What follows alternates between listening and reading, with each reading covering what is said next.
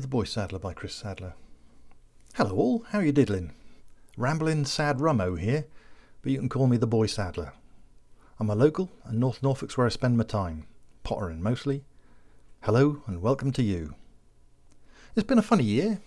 Never thought Norfolk was a particularly crowded area, but has been recently, especially up here at the top of the county, where the Whelks are. The second half of the summer has been rammed, people everywhere, clogging up the delis and bespoke hat shops. You can barely get a Homburg for love nor money up here, never mind a fedora. Took ages to get a cappuccino from the village shop last week.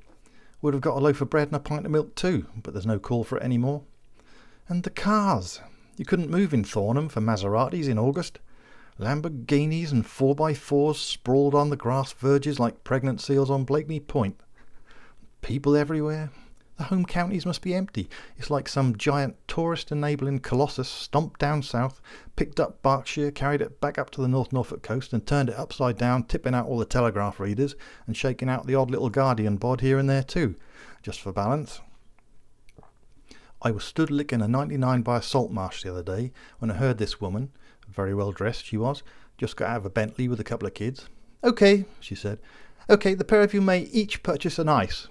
I gave my 99 another lick and looked at Bert, who was manning the ice cream van. "An ice," she said. Bert looked at me. "You may choose anything you like off the laminated menu," she said, "but you must ask the gentleman if the ices have been ethically sourced." I could see Bert thinking, I hope the discount aisle at Cash and Carry counts.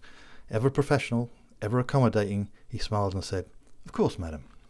"Terrapin," she said. "Don't run.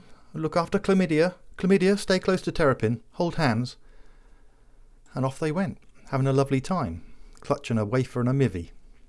It's nice to see so many people about, all smiling too, even Bert. And then there's art.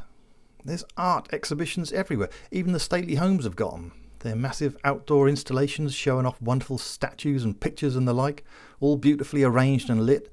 It's just like wandering through the Homeways department in QD, in my opinion, and I love QD. In fact, if you'd asked me the three things I missed most during lockdown, one would be pottering around QD, two would be the car boot sales, and three would be queuing round Latham's of Potter Heigham.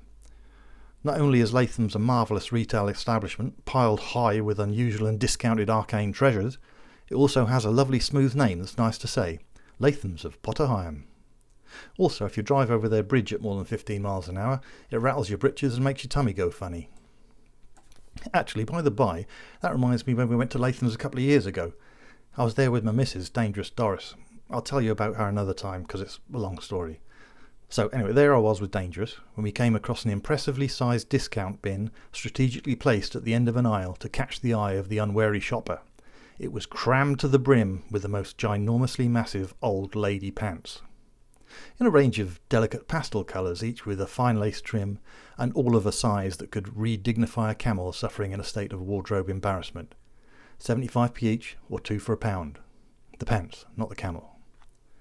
Now, I've got an extremely glamorous aunt called Hermione. Very elegant, very cultured, very grand. She used to be an actress, an enthusiastic and talented member of the theatrical profession, until she moved abroad, Southwold in Suffolk. Typical thesp, always very nattily dressed. It was her birthday coming up, so an idea began to form in my mind. Dangerous Doris tried to stop me, but when I get a notion like that, particularly a sniggery one, I find it difficult to shift until the deed is done.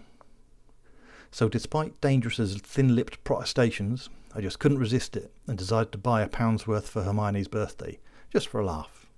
So I selected an unsuitably enormous pair of pink pants and another of migraine-inducing lime green, and placed them carefully in the trolley. Not as easy as you'd think, as it took two of us to lift them out of the discount bin. They were that large. Anyway, although this may not reflect well on me, I must admit when we stood at the tills waiting to pay, I found it very hard not to rub my hands together, do a little elf dance, and actually go tee-hee-hee. But Doris just looked at me, with that look, the usual look, a curious mix of pity and resentment, a look that unequivocally says no. I bought them anyway. The funny thing was, a few days later when Aunt Hermione unwrapped them, she didn't laugh. In fact, she didn't say anything. Nothing. She just fingered the industrial-strength cotton polyester mix garments, with a glazed expression on her blank and stony face. Not even the merest glimmer of a smile. I could only assume she was suppressing her delight out of politeness, as she found our thoughtful gift utterly joyful and apt, and totally fit for purpose. In fact, she's probably wearing them right now, neatly tucked in under her armpits, remembering, in comfort, her grand old days on the stage, and perhaps that time she was goosed by Sir Donald Wolfett in 1958 at the Old Vic during Arsenic and Old Lace. Happy days. Anyhow, got to go. Doris is calling.